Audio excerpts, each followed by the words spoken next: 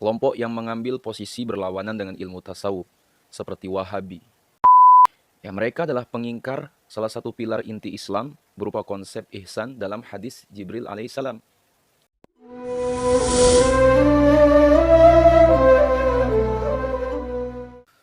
Bismillahirrahmanirrahim.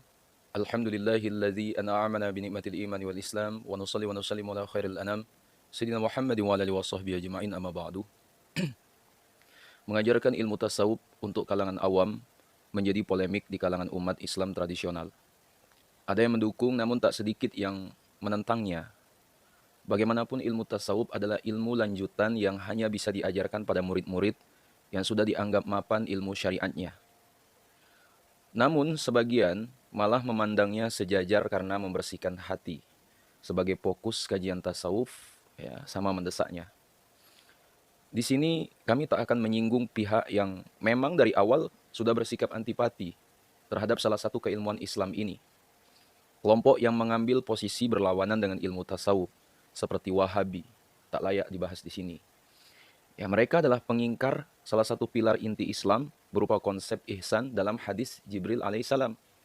Nah, asabiku semua, fakta di lapangan, masyarakat tradisional pesantren sangat akrab dengan kitab-kitab seperti Bidayatul Hidayah, Ihya Ulumuddin, Hikam, Kifayatul Adkiya, Nasaih Diniyah, dan sebagainya. Ulama Nusantara juga menulis kitab-kitab tasawuf seperti Syekh Ihsan Jampes yang mengomentari Minhajul Abidin milik Imam Al-Ghazali, Imam Nawawi Banten yang mengomentari Kifayah, maupun puluhan kitab tentang teknik-teknik tarekat. Nah, majelis-majelis ilmu, baik di pesantren maupun di luar, juga tak pernah sepi dari kajian ilmu tasawuf. Jadi yang dipermasalahkan bukan ilmu tasawufnya, tapi kitab apa yang dibaca dan disuguhkan, serta siapa yang menyuguhkannya. Selama kitab yang dijadikan diktat adalah kitab tasawuf sunni yang tidak falsafi, maka sah-sah saja. Nah, lantas siapa yang membacanya? Ini juga menentukan penerimaan masyarakat terhadap ilmu tasawuf. Jika yang membaca adalah Kiai Asrori Al-Ishaqi Surabaya, Kiai Anwar Mansur Lirboyo, Habib Ahmad bin Husin Assegaf Bangil Pasuruan, Kiai Jamaluddin Ahmad Jombang, dan lain-lain, maka tidak ada masalah. Nah, sabiku semua, bagaimana dengan ulama klasik? Mereka juga terbelah dalam dua arus besar berkaitan dengan boleh dan tidaknya mengajarkan ilmu tasawuf untuk masyarakat umum. Ya.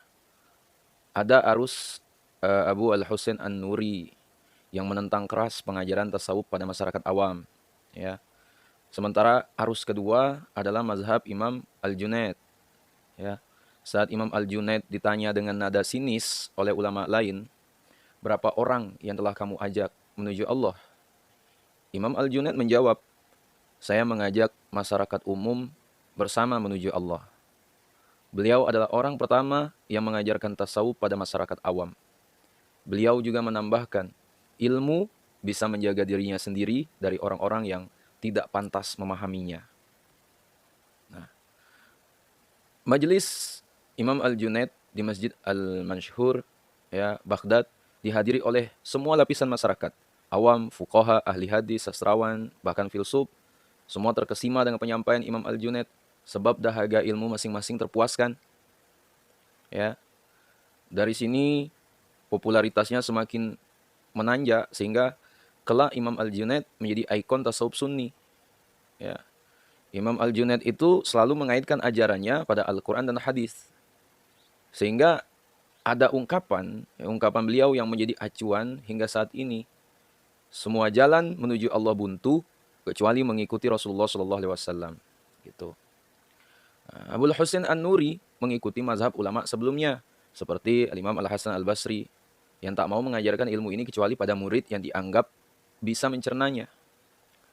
Bahkan Imam Al-Basri akan menutup pintu dan hanya mengajarkannya pada Farqad As-Subhi, Malik bin Dinar, dan yang dianggap sudah siap. Ya. Nah, menurut Imam Ibnu Ajibah Al-Hasani, ya, mazhab An-Nuri adalah mazhab jumhur sebelum kedatangan Imam Al-Junaid. Hal ini didasarkan pada sikap preventif agar tasawuf tidak disalahpahami oleh pihak-pihak yang tidak kompeten atau dijadikan alasan bagi para pengingkar ilmu tasawuf. Ya. Lihat saja sikap Imam Al-Qusairi dalam Ar-Risalah yang melarang mengajarkan ilmu ini pada awam, ya. Atau Imam Ali Zainal Abidin, cicit Nabi Muhammad SAW, yang mengatakan, di dadaku ada puluhan ilmu, yang kalau aku ungkapkan, maka aku akan dipenggal. Nah, tapi itu semua menjadi titik polemik bukan pada ilmunya, tapi tema dan substansi yang diajarkan. Ya. Kedua, siapa pengajarnya? Ya. Dalam tasawuf ada tema-tema yang memang sensitif, karena ungkapan yang muncul dari lisan maupun tulisan mereka berasal dari meluapnya pengalaman kesufian yang tak terbendung, kemudian disalahpahami. Ya, biasanya disebut syatahat, ya, atau berasal dari maksud memberi petunjuk. Nah, untuk yang berasal dari pengalaman kesufian tertentu akan selalu mengundang kontroversi. Ya, pengalaman ini pula yang mengantarkan Imam Al-Hallaj dan Syekh Siti Jenar pada tiang eksekusi. Ya, sebagian yang lain dituduh zindik, sesat, dan gila. Nah, adapun tasawuf normatif yang dimuat dalam kitab-kitab populer tadi, maka tak akan menimbulkan masalah. Ya, meski saat saya mengaji Ihya pada Habib Zain bin Hasan Baharun, ya, di Bangil, beliau akan melewati begitu saja penjelasan tasawuf falsafi yang dimuat dalam Ihya.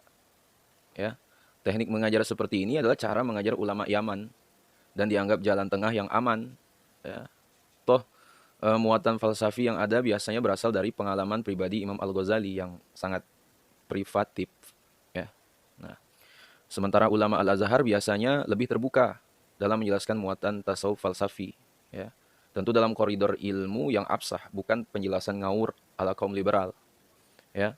Dengan kelengkapan ilmu-ilmu pendukung, semacam mantik dan balaghah, anasir falsafi dalam Ihya bisa dijelaskan, karena setiap yang tertulis pasti bisa dijelaskan meski belum tentu benar, karena menyangkut pengalaman seseorang, bukan pengalaman diri. Nah, asabiku semua yang dimuliakan Allah, legalitas mengajarkan tasawuf bersifat dinamis. Ya, Imam Al-Junaid baru mau mengajarkan tasawuf setelah didatangi oleh Rasulullah SAW. Ya, dalam mimpi yang mengatakan takallam 'alan nas. Ya, kamu sudah waktunya berbicara pada orang-orang. Atas dasar inilah Imam Al-Junaid merasa mantap mengajarkan tasawuf pada masyarakat. Ya. Nah, sahabatku semua, perjumpaan batin dengan Rasulullah SAW merupakan otoritas tertinggi dalam tasawuf. Ya. Setelah Imam Al-Junaid masih banyak ulama yang mendapat mandat dan perintah langsung dari Rasul. Tapi tak sedikit yang menjadikan perintah guru tarekat atau mursyid atau kiainya serupa dengan ijazah. Tentu pengaruh dan fungsinya tidak sama. Ya, Majelis Imam Al-Junaid dihadiri puluhan ribu peserta. Itu berhasil membuat ribuan orang tobat atau masuk Islam. Ya, ada lagi legalitas akademik yang diraih para sarjana di kampus. Mereka menempatkan tasawuf sebagai sebuah ilmu saja. Ya, penguasaan mereka terhadap sejarah, tokoh-tokoh dan ajaran tasawuf tak tertandingi, tapi biasanya miskin pengalaman, ya, miskin pengamalan. Ya, tasawuf menjadi kurikulum kuliah yang kering karena tercabut dari akarnya, amaliyah. Persis seperti prediksi Imam Az-Zarruq bahwa tasawuf tanpa diamalkan tak bisa disebut sebagai tasawuf. Nah, saya pikir semua dimuliakan Allah, mungkin telah penjelasan dari saya. Ya, sekiranya video ini bermanfaat, jangan lupa share pada orang kita cintai. Dan juga jangan lupa share ke akun media sosial kalian yang lainnya agar jauh lebih bermanfaat lagi. Wallahualam. Wassalamualaikum warahmatullahi wabarakatuh.